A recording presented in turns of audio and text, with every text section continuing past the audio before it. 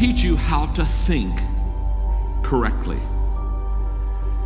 The largest gap between successful and unsuccessful people in life is the thinking gap. I'm not talking about being smart.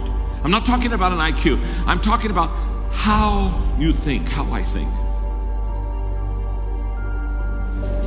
Successful people think differently than unsuccessful people.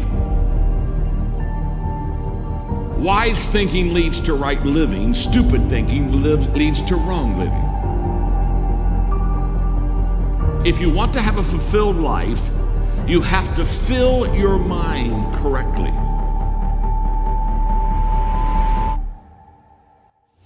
Right now, you need to focus on today.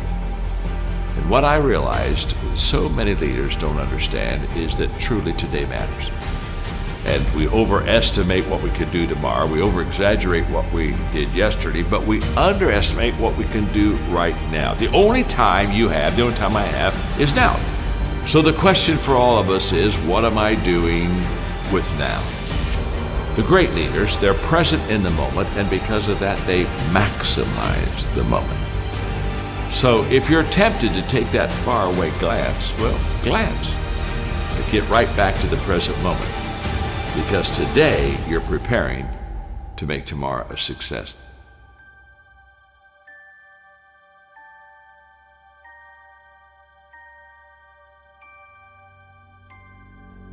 Well, we all want to be motivated, and yet so many times we fail to find the secret of motivation, and so let me give it to you quickly.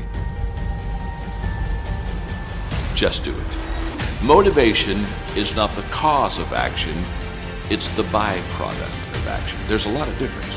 If I think motivation is the cause of my action, then I'm going to wait to be motivated before I do something. But if I realize it's the byproduct of my action, then I'll start doing something. And then guess what? Motivation will come up and zap you, and all of a sudden you feel good and you're glad you're doing it. And you're saying, wow, this is truly wonderful. So let it be the byproduct of your life. Don't let it be the foundation for the actions that you take in your life.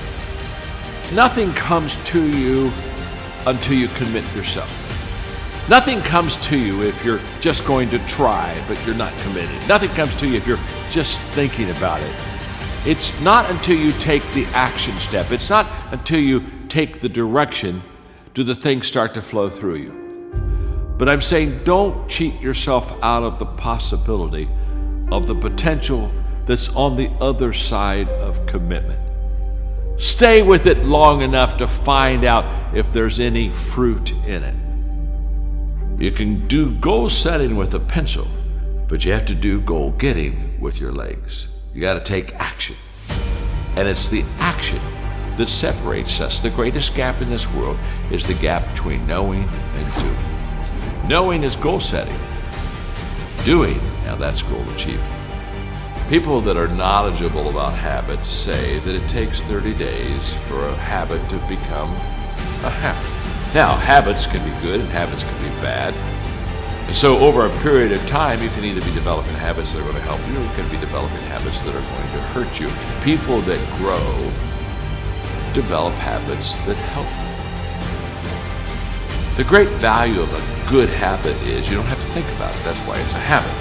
In other words, once you begin to, over days and times and periods, begin to practice something that is good, after a while it becomes automatic to you. It becomes who you are. In fact, I always tell people, practice a good habit long enough to make it yours. And once it's yours, now it's automatic.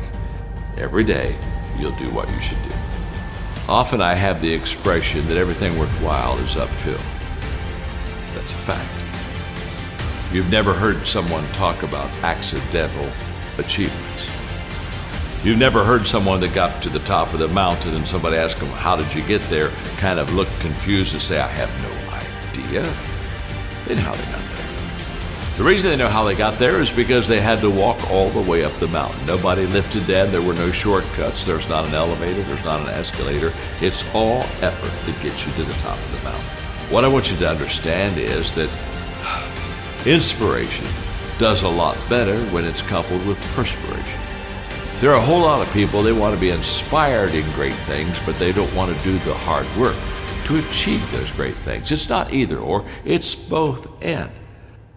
So I really trust today that you will just kind of roll up your sleeves, look at something you haven't tackled for a while, dive in. You'll be amazed that once after you do the work, you get inspired. Don't wait to get inspired before you do the work.